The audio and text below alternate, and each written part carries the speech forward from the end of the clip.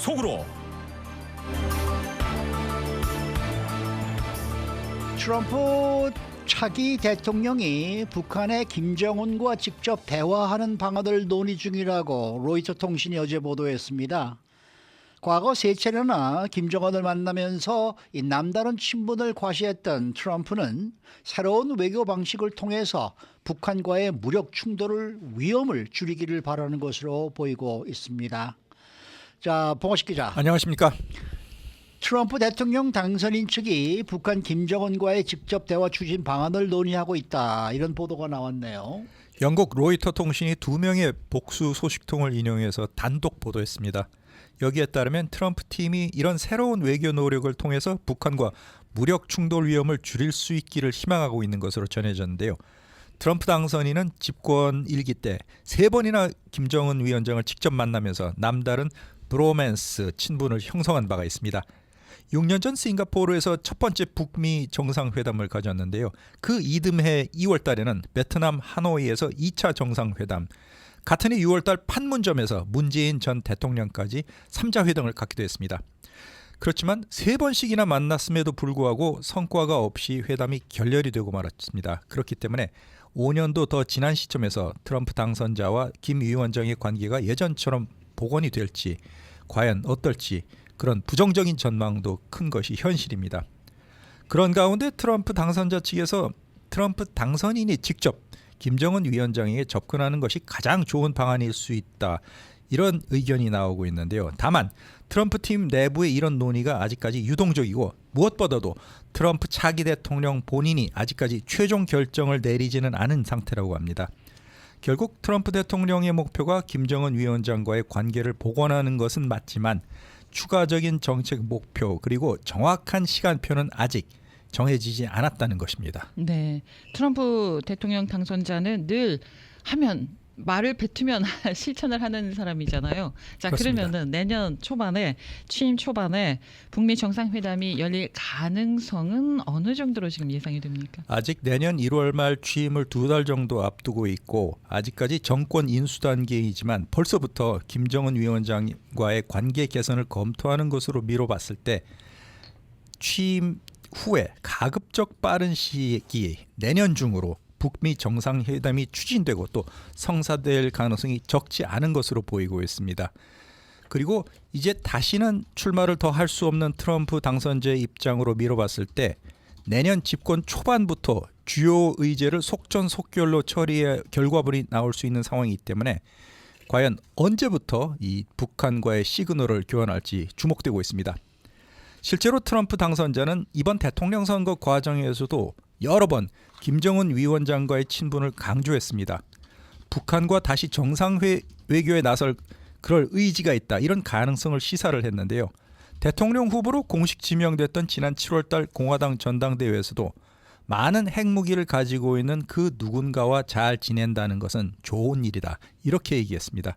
그리고 내가 재집권한다면 나는 김정은과 잘 지내겠다, 이런 말까지 했습니다.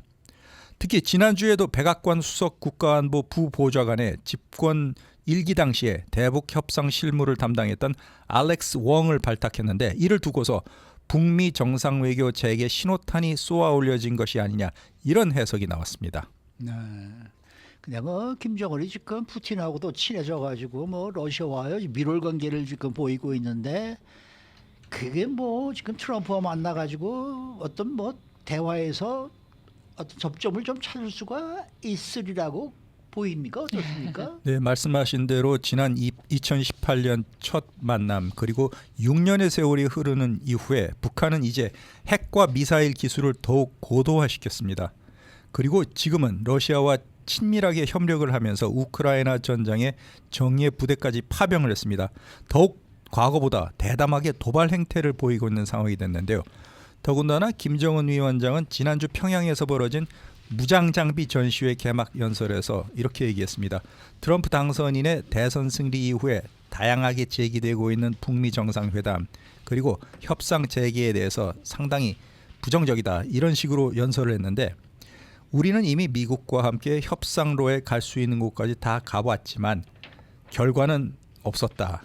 침략적이고 적대적인 대북 정책만 돌아왔다. 이렇게 얘기를 하면서 대미 협상, 관계 복원 모두 부정적인 입장을 피력했습니다.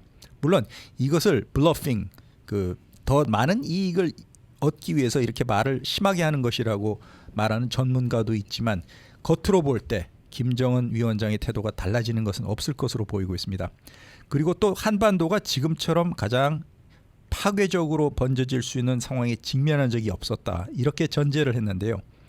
국가의 안전권이 침해당하는 상황을 방관하지 않을 것이다. 그리고 우리 손으로 군사적 균형의 추를 내리는 일도 영원히 없을 것임을 다시 한번 분명히 강조한다. 이렇게 김정은 위원장이 연설에서 강조했기 때문에 그의 태도가 과연 언제 어떻게 바뀔지 이 점도 주목해야 될 것 같습니다. 네.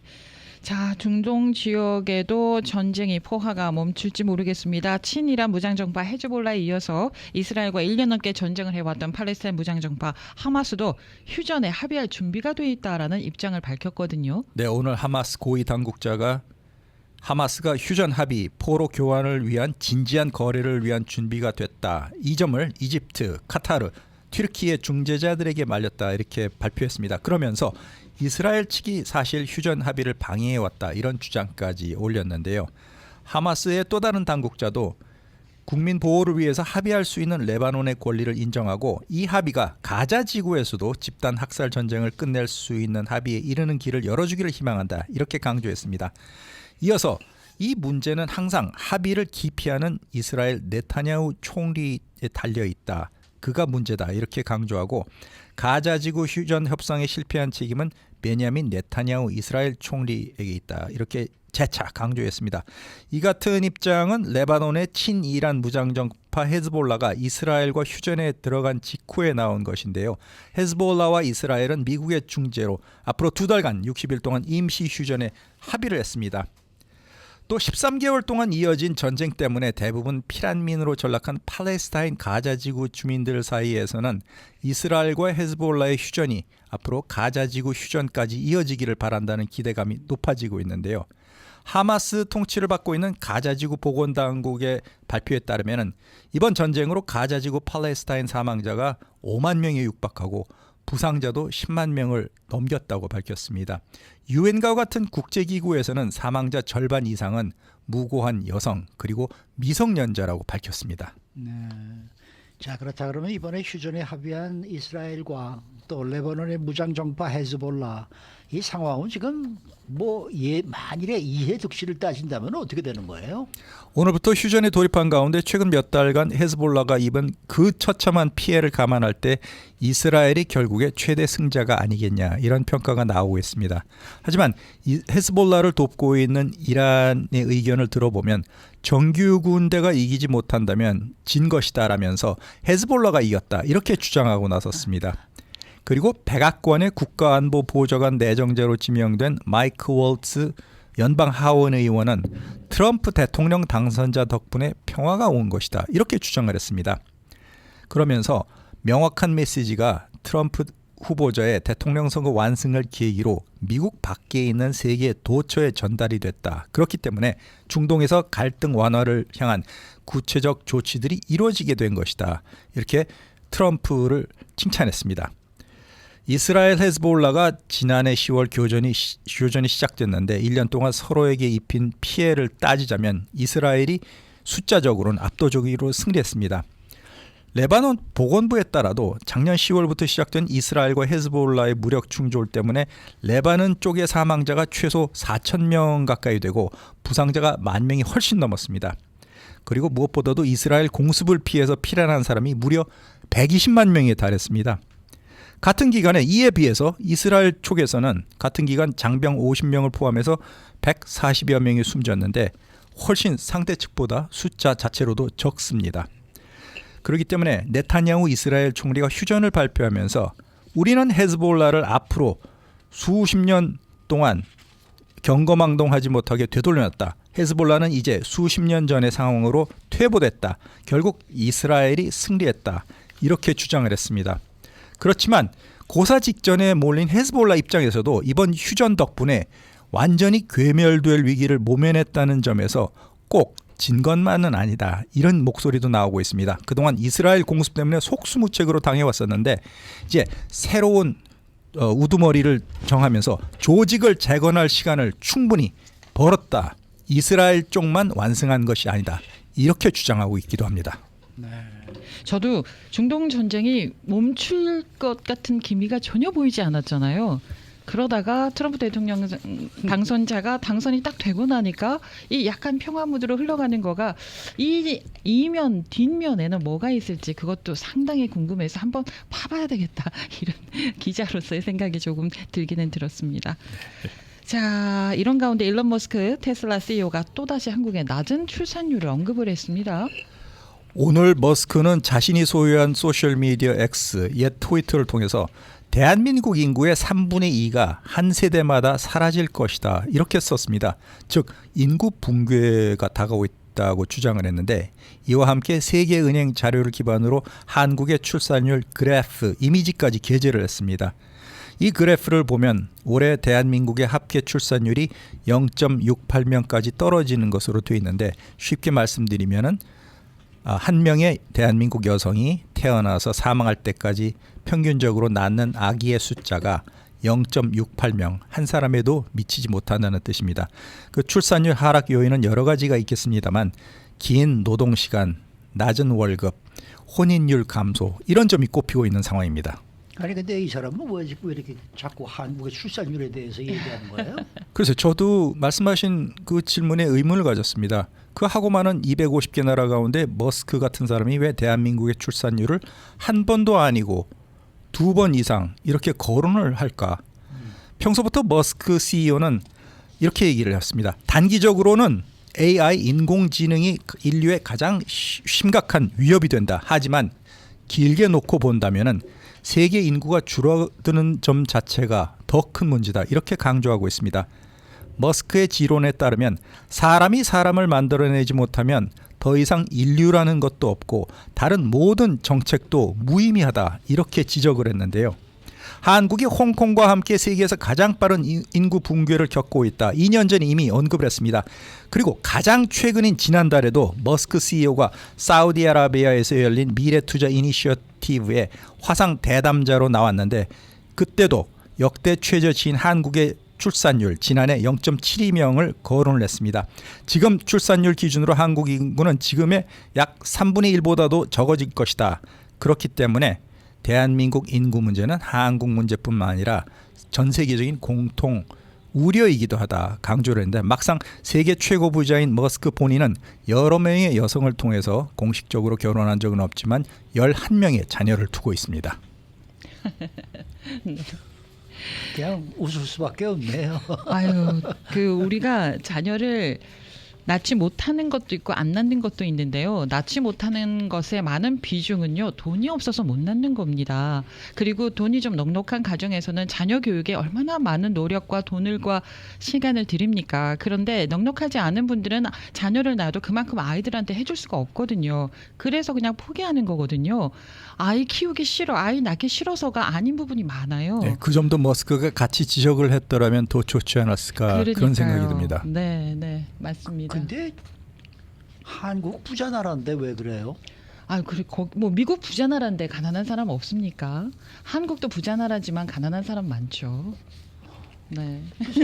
모두가 부자면 좋죠. 가난하기 때문에 네. 애를 안 낳는다는 거는 그거 조금 좀 이상한 느낌이 좀 드는데 물론 뭐 자녀를 키우기 위해서는 많은 돈이 필요한 거는 하겠지만은 세대 자체가 지금 임신과 자녀 양육 이런 것을 우선 좀 그런 면에서 조금 약간 부정적이 되니까 이렇게 지금 안 하는 거 아니겠습니까? 왜냐하면은 돈보다도 정보가 굉장히 많이 교류가 되고 있잖아요. 예전에는 내가 사는 세상만 본단 말입니다. 그런데 이제는 전 세계가 어떻게 돌아가는지를 많이 볼 수 있는 정보의 창이 열려 있는데 우리는 그냥 먹고 그냥 허겁하면서 먹고 사는 거에 집중을 해야만 되는 상황인데 어떤 가정에서는 유학도 보내고 뭐 학원 보내고 막 이러는 거가 아 나도 애를 저렇게 키울 수 있을까?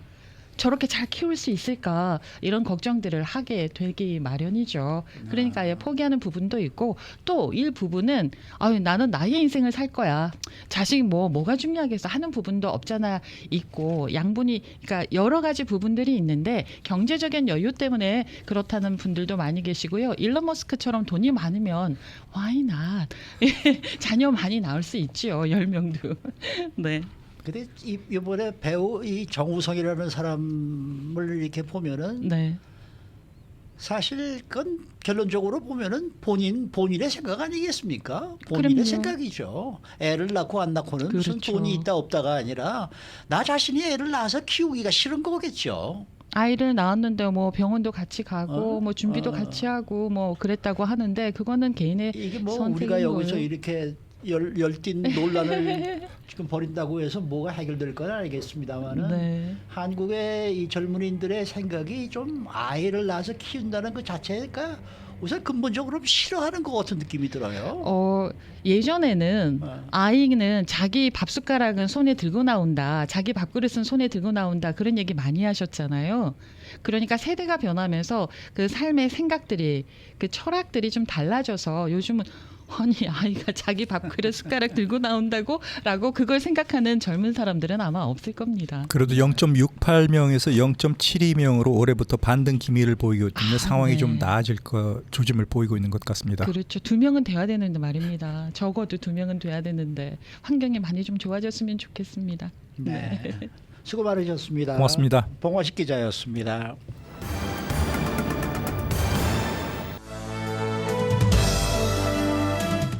인사이드 아메리카. 지난 대선에서 캘리포니아주 유권자들은 이전보다 훨씬 더 트럼프 당선인 쪽, 즉 보수적인 쪽으로 기울은 것이 확인이 됐습니다.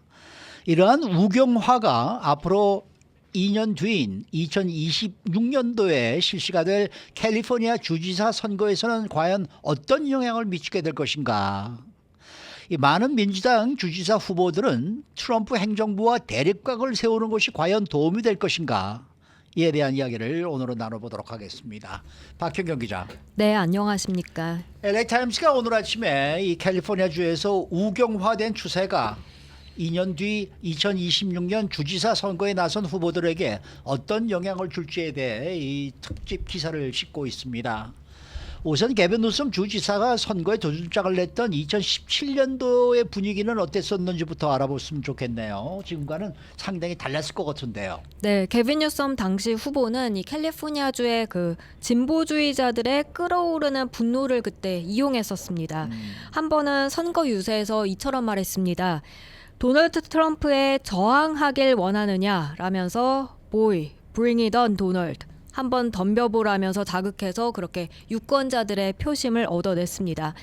이처럼 으스대는 모습을 보였던 뉴섬은 그 덕분인지 2018년 선거에서 당선될 수 있었고요. 트럼프 반대 세력의 전국적인 리더로서 명성을 굳건히 하기도 했습니다. 네, 개빈 뉴섬 주지사가 2027년 1월에 이제 임기가 만료가 되고 주지사직에서 이제 물러나게 되는데 이번에 트럼프 차기 대통령이 당선이 됐단 말입니다. 그렇게 되면 어떤 큰 변화가 있음을 정치인들도 느끼게 될 텐데 그렇게 되면은 개빈 뉴섬 주지사의 길을 그대로 따르지는 않을 듯 하거든요. 오늘 2026년 열리는 선거에 여러 민주당 후보들이 그 출마 선언을 했죠. 예. 뉴섬 주지사가 당선됐을 때 폈던 전략을 따라가는 게 나을지 현재로선 알기 어려운 상황입니다. 네, 후보들은 선거 운동을 펼치면서도 트럼프 당선인에 맞서기 위해서 어떤 입장을 취하는 게 가장 좋을지 알지 못해서 그에 관해 모색 중이고요. 심지어 트럼프에 대립하는 게 캘리포니아 유권자들이 진정으로 원하는 것인지도 알 수 없다는 지적입니다. 맞아요. 그에 따라서 후보들마다 그런 부분에 있어서 조금씩 다른 좀 이 입장, 스탠스를 취하고 있다라는 얘기입니다. 그렇습니다. 일부 후보들은 뉴섬이 취했던 스탠스를 뒤따라 밟아가고 있습니다. 라폰타 캘리포니아주 검찰총장이 그중 한 명인데요. 주지사 출마를 고려 중인 라폰타 캘리포니아주 검찰총장은 트럼프가 당선됐던 그 주에 금문교 앞에서 차기 행정부에 맞서서 캘리포니아 주민들을 보호하기 위해서 법적으로 할 수 있는 모든 걸 다 동원하겠다고 약속했습니다. 트럼프가 당신의 권리를 침해한다면 제가 거기에 있겠습니다라고 말했고요. 트럼프가 당신의 자유를 침해한다면 역시 제가 거기에 있을 것이고, 트럼프가 당신의 안전과 복지를 위협한다면 그 또한 제가 거기에 있을 것이라고도 강조했었습니다. 오호. 게빈 뉴섬 주지사하고 비슷하게 트럼프 행정부에 대립하겠다고 밝히고 있는 다음 주지사 후보들은 또 누가 있습니까? 작년에 주지사 선거에 출마했던 토니 서먼드 캘리포니아주 교육감도 그렇습니다. 서먼드 주 교육감은 트럼프 행정부가 LGBTQ+ 학생 보호를 폐지하거나 연방 교육부를 해체하려는 모든 시도에 맞서 싸울 것이라고 강조했었습니다. 그런가 하면 엘레니 코날라스키스 캘리포니아 부지사도 소셜미디어에 이런 게시물을 하나 올렸는데요. 캘리포니아는 우리의 몸을 통제하고 사랑하는 사람과 결혼하고 이민자와 그 가족을 위해 기회를 창출할 수 있는 자유를 보호하는데 결코 흔들리지 않을 것이다 라고 다짐하는 글이었습니다. 트럼프 당선인을 직접적으로 언급하진 않았더라도 차기 행정부에 맞서겠다는 입장 알 수 있었습니다. 근데 사실 여기서 이게 좀 생각을 해봐야 될 게 있는데, 이번 선거에 보면은 캘리포니아주에서도 점차 이 보수 쪽으로 조금씩 기울고 있고, 그렇기 때문에 트럼프 후보가 더 예전보다 예상보다 훨씬 더 많은 투표를 했었단 말이에요. 이 네네. 점도 좀 고려를 해야 되지 않을까 이런 생각이 그렇죠. 드는데. 맞습니다. 이미 여러 차례 전해드렸습니다만 이번 선거 결과를 보면 전국적으로도 그렇고 심지어 캘리포니아주에서조차 우경화된 게 드러났습니다.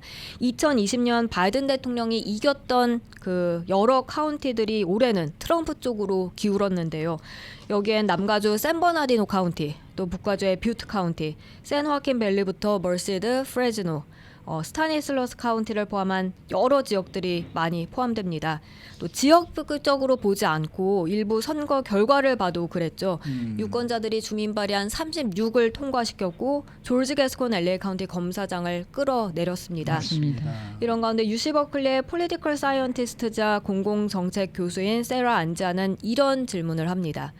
지금 나온 결과들을 감안할 때 트럼프 저항을 일으키는 게 정말 과연 올바른 움직임일까라고 물었습니다. 그러면서 트럼프가 다름 아닌 이곳 캘리포니아주에서 인기를 얻은 이유에 대한 성찰, 고려가 필요할 것 같다고 전했습니다. 네.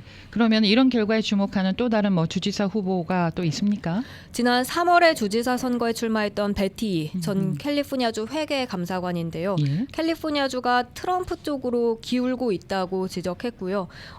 지금 득표율로 보면 바이든이 2020년에 캘리포니아주에서 63.5%를 기록했었는데 해리스는 지금까지는 58.6%입니다. 지금 전체 투표 계속 집계됨에 따라서 이러한 변화는 5%포인트에 좀 못 미치는 정도인데요. 5%포인트. 별것 아닌 것처럼 보일 수도 있겠지만 베티 주 회계감사관은 이건 상당히 중요한 하락세라고 꼬집었습니다. 수백만 명의 캘리포니아주 유권자들이 트럼프를 싫어하거나 트럼프의 기만으로 인해 속았다고 쉽게 생각할 수 있겠지만 사실은 그 어느 때보다 많은 젊은이들, 흑인, 또 라틴계 가족들이 트럼프에게 투표했다는 점을 지적한 겁니다. 그러면서 모든 연령대의 라틴계와 젊은이, 즉 캘리포니아 미래라고 할 수 있는 이 두 그룹이 정치인들이 지난 수십 년 동안 많이 의지를 해왔던 그룹인데 이번 선거에서는 형편없는 모습을 보이면서 민주당에게 등을 돌렸다고 이 회계감사관은 지적했습니다. 네. 그런데 또 한편에서는요, 이런 변화에 대해서 너무 확대해서 해석하는 것은 또 조심해야 된다, 이런 입장도 또 있네요. 네, 이 유권자들의 미묘한 변화를 헤쳐나가는 건 매우 트리키하다, 애매할 수 있다는 지적도 나오고 있습니다.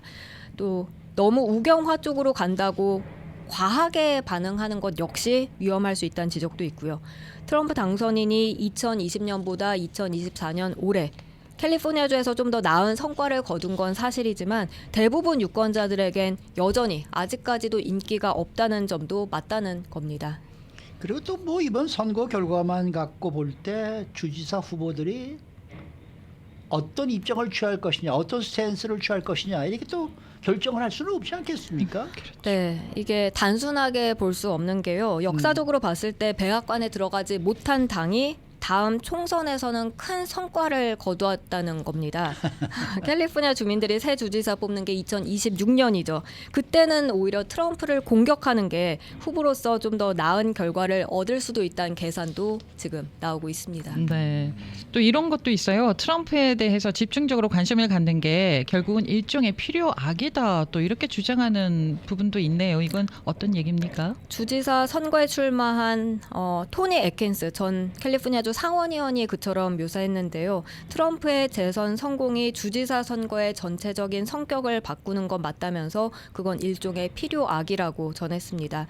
트럼프가 재선에 성공한 게 캘리포니아주엔 어떤 의미가 있는지부터 걱정해야 한다는 겁니다. 네. 트럼프 행정부 일기 때 캘리포니아주는요, 연방 정부를 상대로 소송을 제기했던 게 100건 이상에 달했습니다. 이민, 의료, 교육, 총기 규제, 인구 조사, 시민권 문제 이런 여러 부분에 대한 대통령 권한에 이의를 제기하면서 소송을 제기했던 건데요. 예. 이래서 트럼프는 캘리포니아주 주지사 뉴섬을 매우 싫어하죠. 그러면서 뉴스컴이라고 일컬었다는 것 전해드렸는데요. 네. 뉴섬과 인간 쓰레기란 뜻의 스컴을 합한 그런 뉴스컴. 근데 사실 캘리포니아주 같은 경우 연방 정부의 지원을 많이 필요로 하는 것도 사실입니다. 그렇죠. 저소득 주민을 위한 연방 헬스케어, 웨이버를 필요로 하는 건강보험, 또 산불이 발생했을 때 그럴 때 비상 재난지원금 이런 것들을 다 필요로 하니까요. 전부 여러 가지를 생각해서 스탠스를 정해야 한다는 그런 지적도 나오고 있습니다. 그런데 지난달 말 여론조사 결과를 보면 등록 유권자 절반 이상은요. 이미 경쟁에 나선 후보자들 가운데 선호도는 없다고 했습니다.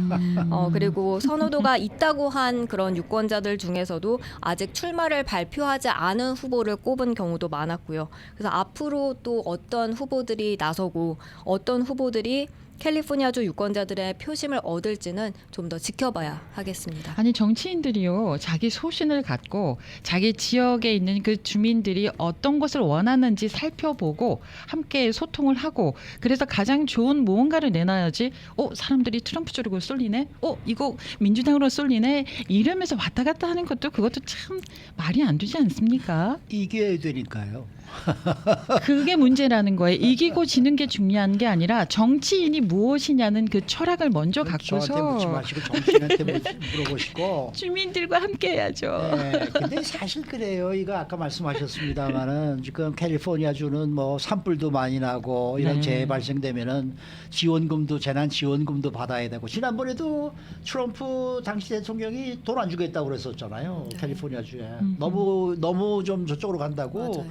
이 개빈 뉴섬 싫다고 돈 안 준다 그랬었어요. 근데 이번에도 뭡니까 LA 시장이 캐너비스 시장이 트럼프 당선인한테 올림픽 후원금 32억 달러를 보내달라고 그랬는데 그렇게 선선히 주겠어요? 속 좀 세게다가 주겠지. 이거 안 줄 수는 없단 말이에요. 이 그렇죠. 올림픽을 그렇죠. 성공적으로 개최하려면은 그렇죠. 주긴 줘야 되는데 그게 쉽게 주겠어요? 네? 온갖 맞습니다. LA시에서는 지금 불법 체류자들의 천국을 만들겠다 그러고 있는 상황이고 네. 아니 트럼프 본인으로 봤을 때는 나하고 완전히 다른 얘기를 다른 쪽으로 가고 있는데 그렇게 쉽게 주겠어요? 그러니까요. 그러니까 이게 말이죠. 어느 정도 이게 눈치를 봐가면서 서로가 말이죠. 이게 좀 밀고 당기는 게 있어야 되는데 이 개빈 뉴섬도 그렇고 이거 캐런베스도 그렇고 LA 카운티도 그렇고 무조건 그냥 무슨 반대 나는 무조건 하면은 소송 걸겠다. 맞아요. 네. 이건 반대를 위한 옳은 방법이 반대하면 안 아니라고 되고, 보거든요. 네 어떤 것이 정치인이라는 게 가장 좀 좋은지. 야가야죠. 맞습니다, 맞습니다. 이게 네. 무슨 기싸움 하는 겁니까? 그러니까요. 치고 빠지고 이런 것도 좀 알아야 되는데 말이에요. 수고 많으셨습니다. 감사합니다. 네, 박현경 기자였습니다.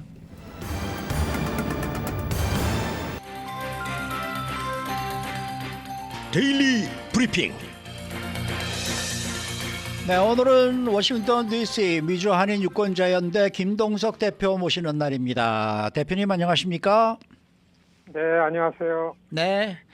도널드 트럼프 당선인 이미 당선이 확정된 지 20일이 지나고 있는데 지금 이 트럼프 권력의 핵심 세력들이 서서히 드러나고 있습니다. 서서히가 아니라 뭐 이미 확연히 드러났네요. 어떻게 보십니까?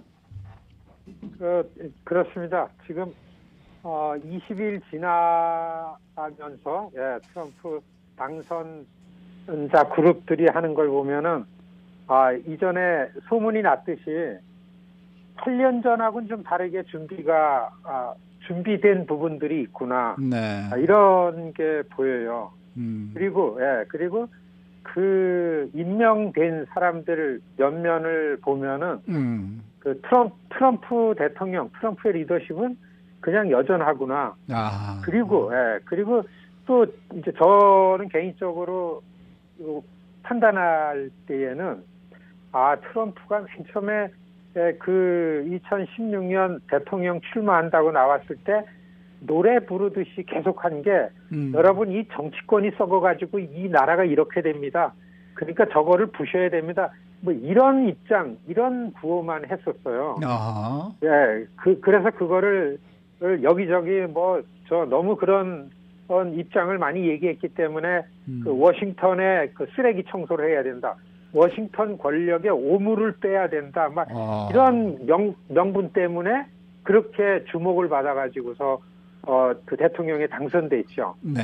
그러니까 그때도 트럼프는 그런 뭔가를 청소하고 건물을 새로 지려면 일단 있는 건물을 부셔야 되잖아요. 네네네. 그러니까 미국을 새롭고 다시 위대하게 만들려면 일단 있는 거를 완벽하게 부셔야 된다.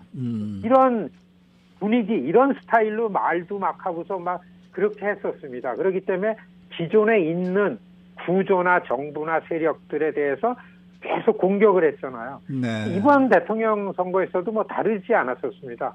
그리고 가만 보니까 8년 전엔 그런 입장과 그런 슬로건을 갖고 막 들어와서 정치권을 청소하겠다고 들어왔는데 혼자만 그랬지 주위에서 사람들을 쓰려니까 아니었었어요. 기존의 공화당에서 오랫동안 일을 해오고 오랫동안 공무원을 했고 또 선출직에 있던 사람들은 그 생각이 아니었었죠. 그러니까 가만 보면 8년 전에 트럼프가 첫 번 대통령 할 때 들어갔을 때는 계속해서 백악관 4년 동안 사람 바꾸다가 시간 다 보냈습니다. 또 비서실장, 보좌관들 그리고 각 장관들이 얼마나 많이 바뀌었어요. 이렇게 바뀌다가 볼일 시간 다 보냈는데 이번엔 가만 보니까 그러한 입장은 여전한데 그런 거를 위해서 사람은 준비된 것 같이 보이기 때문에 첫째, 제일 중요한 게 나한테 철저하게 충성할 사람을 뽑는다. 이게 보여요. 네. 그러니까 이것저것 하려고서 다 지명 장관 되려고 오는 사람들이 다 누구를 통하냐면 이제 그 트럼프가 8년 전에는 맞사위에서 지금은 장남으로 변했습니다. 그때는 딸하고 했잖아요. 그렇죠. 지금은 그렇죠. 트럼프 장남이 다예요. 그래서 되게 이렇게 뉴스 채널에 나오면은 사위에서 아들로 갔다 이런 얘기를 많이 하는 게 그렇습니다. 아들이 충성도를 갖다가 평가해가지고 다 얘기하는 것 같아요. 그리고 충성파. 그다음에 임명받는 사람들이 우리가 보기에는 너무나 괴짜들이에요. 좋게 표현해서 괴짜지 막 보면은 감이 안 되는 게 너무 많잖아요. 그리고 굉장히 좀 과격한 사람들, 이 스타일에 이런 게 공통적으로 나오고 이건 제 의견뿐만 아니라 지금 트럼프의 지금 내각 구성을 보는 미국의 오피니언 리더들이 이런 표현들을 좀 많이 합니다. 트럼프가 이번에 대통령이 되려고 막 그 유세 다니면서 얘기한 것이 이전처럼 너무나 많은 공약을 하고 너무나 많은 약속들을 했고 여기 가선 이 얘기하고 저희 가선 이 얘기하니까 이 트럼프를 지지한 사람들이 많아졌는데 이 지지층이 이상하게 이번에 너무나 다양해진 거예요. 그러니까 이 장관으로 내정되는 사람들도 글자이면서 과격한데 다양한 쪽에서 오고 민주당에 앉아있던 사람들도 충성스럽고 와서 하겠다고서 하면은 임명을 받고 케네디 주니어 같은 사람도 이 사람은 좀 진보적인 사람이다. 환경운동가였잖아요. 네. 그런데 트럼프가 하는 마가 그리고서 그 팬데믹 때 그 격리하는 거 반대하고 백신 반대하고 그랬던 거 그게 트럼프는 자기하고 생각 맞는다고 해서 이게 보건부 장관 시켜버리고 마는 겁니다. 그다음에 툴시 게파트라는 이 국가정보국장도 민주당에서 의원 많이 하고 2016년인가 그때는 민주당 대통령 후보도 나왔던 민주당 하원 의원 하던 분이잖아요. 네. 그리고 이 상무장관도 민주당 쪽에 돈을 대든 이런 분이라고. 그러니까 일단 트럼프의 요번에 지명을 보면은 당과 당을 가르는 게 아니라 트럼프한테 충성하고 트럼프가 하려는 지금 일에 매치가 되고, 그리고 두 번째는 트럼프의 권력의 축이 두 개입니다. 하나는 원래 트럼프의 캠페인을 주도해왔던 플로리다 권력들. 거기는 좀 온건하고 전문가들입니다. 8년 전 트럼프의 캠페인을 했던 사람들은 그냥 정치권에서 훈련된 사람들이 아니라 맨하탄에서 자기의 부동산 투기라든지 카지노 사업 같은 것들을 옆에서 하면서 왈패들이죠. 파워 브로커들이 가가지고 만들었거든요. 그러니까 지금은 이런 사람들이 캠페인을 한 게 아니라 오랫동안 공화당에서 훈련됐던, 그리고 플로리다를 보수 우파로다가 만들어버린 이런 그 수지 와일스라든지 이 아시비타 같은 전통 공화당에 캠페인했던 그룹들이 있습니다. 그 그룹들하고 또 하나는 부통령으로 된 제이디 벤스. 이 사람이 트럼프하고 사이가 안 좋았었는데 이분이 실리콘밸리에 억만장자들 그룹을 만들고 있었습니다. 일론 머스크라든지 피터 티엘 같은 이렇게 아주 억만장자들 그룹을 만들어서 지난 3월 4월 달에 트럼프가 후보를 포기하려고 그랬던 적이 있습니다. 돈이 떨어져가지고 바닥이 나서 연방 기소돼가지고 그 리걸피에 다 들어가기 때문에 자기 호텔도 내놓고 뭐 이게 담보도 안 되고, 그럴 때 이 제이디 벤스가 만들었던 억만장자 그룹들이 일론 머스크 같은 사람들이 들어가가지고 이걸 살려내죠. 욕을 중간에서 다 조율한 게 트럼프 주니어. 욕을 거치지만 가만 장관 임명하는 거 보면은 별이 이렇게 두 그룹에서 서로 임명해가지고 들어가려는 거를 보기 때문에 트럼프 권력 같지만은 이번 권력은 이렇게 두 개로 나누어지고, 특징은 트럼프한테 충성을 해야 되고, 그리고 굉장히 괴짜고 좀 과격하고, 그리고 보수적이라고 보기보다는 매우 급진적이고, 뭔가를 하려고 해서 그 건설적이라기보다는 눈에 보이기에는 워싱턴 오물빼기처럼 좀 파괴적이고, 이런 부분들이 제 눈에는 보이기 때문에 좀 지금 20일 볼 때는 여전히 좀 불안하다, 이렇게 보입니다. 네. 여전히 불안하다라고 얘기를 하셨는데, 우리 2017년부터 4년 동안 트럼프 대통령을 이미 이제 경험을 했잖아요.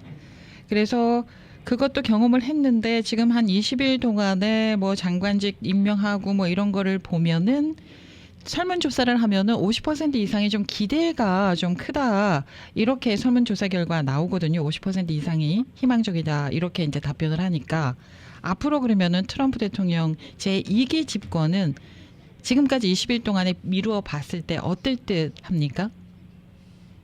지금 대통령 당선이 결정됐지만은 미국 사회 분위기는 여전히 선거가 진행되는 것 같은 분위기에서 여론조사들이 많이 나오고 있어요. 네. 역시 미국 시민들은 지금 아니다, 뭔가 크게 변화돼야 된다, 저 세계에서 나오는 전쟁을 끝내야 된다, 전쟁이 끝나야만 미국도 안정되고 집안을 챙길 수 있다라는 여론이 많지요. 그리고 이번 트럼프가 장관을 임명할 때는 지금 제가 설명드린 것처럼 기존의 시각에서는 불안하고 과격하게 보이지만 일기 때에 비해서는 요소에 그래도 준비된 사람들이 포진이 되는 게 보여요. 장관 지명을 된 사람들이 그동안 어떻게 준비된 걸 보면은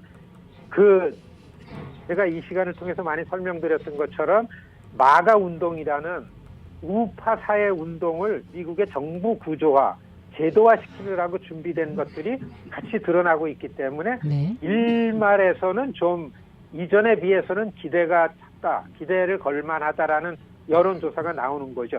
또 한 가지는 미국의 지금 일론 머스크하고서 비백 라마스와미는 국가의 그 거품을 빼고 효율성을 높이는 정부 효율위원회의 위원장으로 임명했다 그러잖아요. 이 직책이 뭐냐 하면은 그 시민들한테 세금을 감해주고, 그리고서 국가의 빚을 줄이고, 그렇기 때문에 공무원들 수를 줄이고, 그리고서 세수를 어디서 갖고 오냐면 해외에서 갖고 온다 해가지고 지금 뭐 관세 얘기 너무 많이 나오는 게 네. 바로 그런 겁니다.